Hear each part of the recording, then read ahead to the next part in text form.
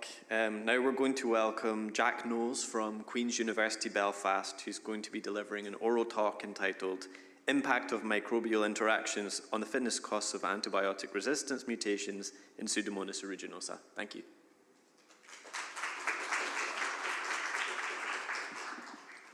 Hiya, so I'm Jack. I'm based here at Queen's in the Wheatley Lab, and as has already been said, I'll be talking about the impact of microbial interactions on the fitness costs of antibiotic resistance mutations in Pseudomonas aeruginosa.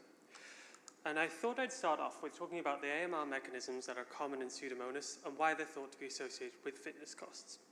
So like many other bacteria, AMR mutations may cause changes to things like cell wall structures, which are thought to cause fitness costs through maybe inefficient changes to proteins, which make the cell divide more slowly or change how it functions.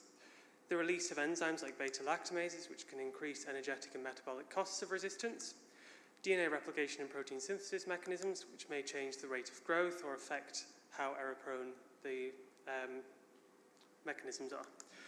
And also changes to things like porins and efflux pumps, which can affect how much the bacteria can intake in terms of essential metabolites and nutrients. And much of these are thought to cause fitness costs when antibiotic treatment is removed, which would lead to the selective pressure to get rid of antibiotic resistance mutations from a population.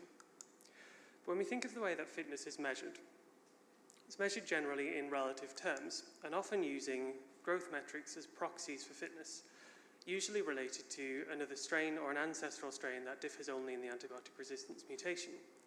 These can be things like the change in growth rate or change in total growth, which we call area under curve.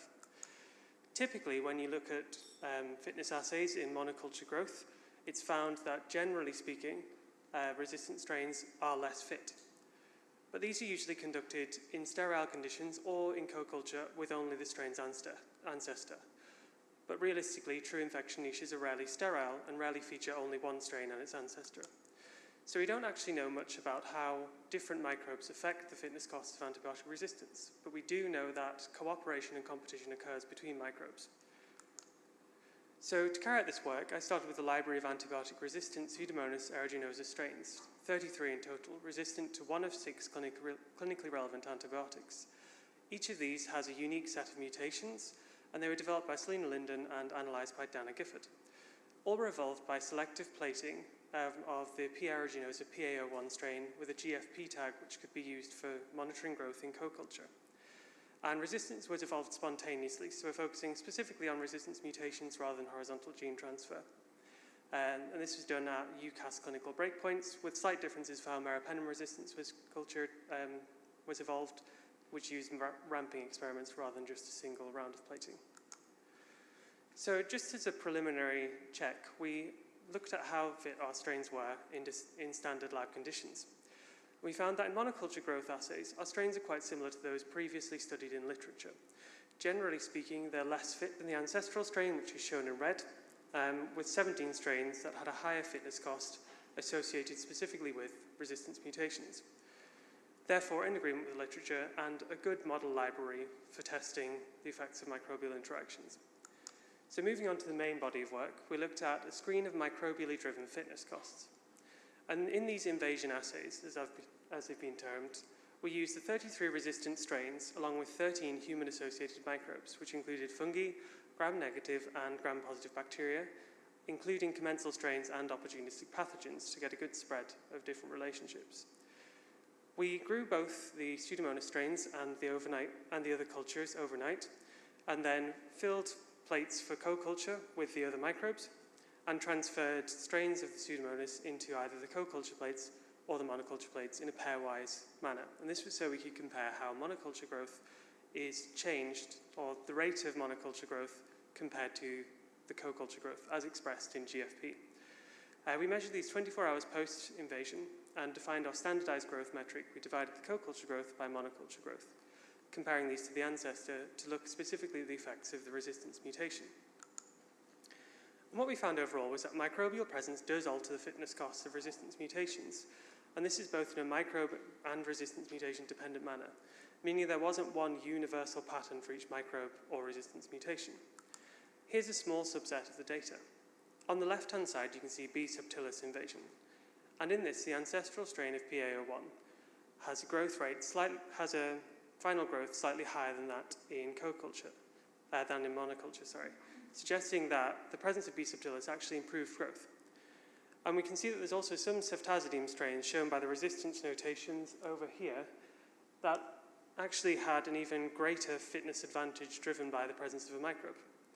Whereas on the right, Staphylococcus aureus invasion suppressed the growth of the ancestor to 75%, but it did seem to suppress many of the strains by even more. If we look at the meropenem-resistant strains and the PTZ strains, we can see that there's much greater suppression of the fitness costs, or increases in fitness costs. And here is that data visualized all together. In each of these columns, which shows the microbe that's involved in the co-culture, the ancestral strain fitness has been scaled to 1. And any of those strains that are shown with a red box had a reduced fitness cost associated with the microbe, whereas those in blue had an increased fitness cost associated with microbial presence and the mutation. And to break that down, there is a significant change in fitness in 53 out of 429 microbial assays, or around 12.5%.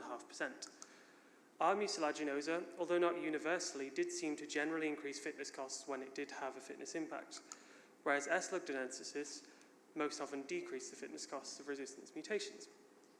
This suggests that if you have R. mucilaginosa colonizing, say, your respiratory airways, that this might help to select out antibiotic resistance mutations. To go into that in a bit more detail, 28 of the microbial combinations, or 6.5%, increased fitness costs of resistance mutations further. The weakest strains, which were strains that only ever had an instance of reduced fitness in the combination with another microbe, were these strains here, and in bold were the strains that were shown to be less fit in the standard monoculture growth assays, which suggests that these ones generally wouldn't survive well outside of antibiotic pressure in the presence of other microbes. Interestingly, and somewhat unexpectedly, when we looked at this originally, 25 of the microbial combinations resulted in decreased fitness costs, suggesting that the presence of microbes alleviated the fitness costs of the mutation, which is it's very close in proportion to the amount where it was an increased fitness cost.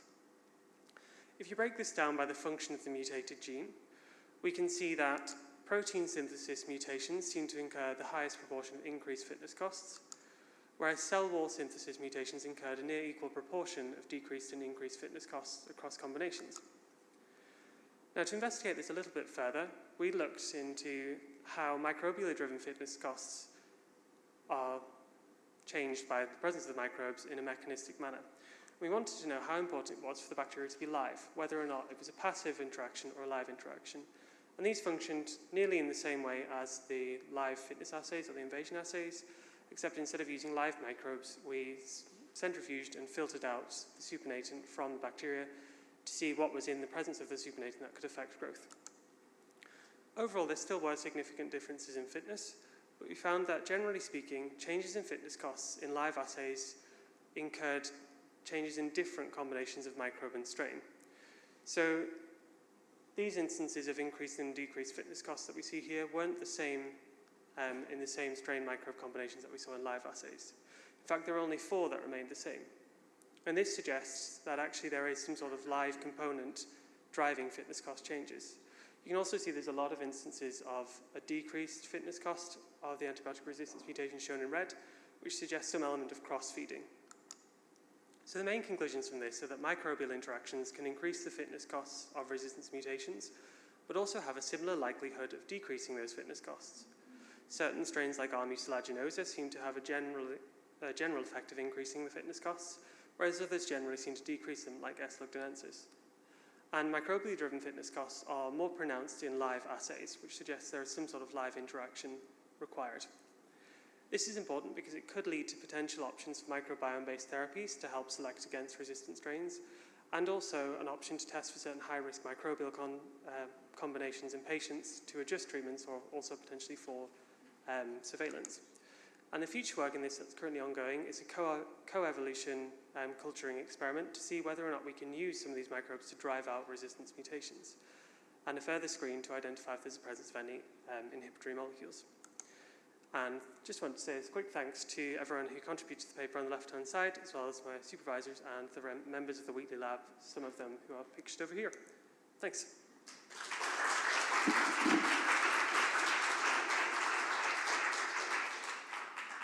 Brilliant talk, Jack. Thank you so much. And thank you both of the speakers for keeping right to time.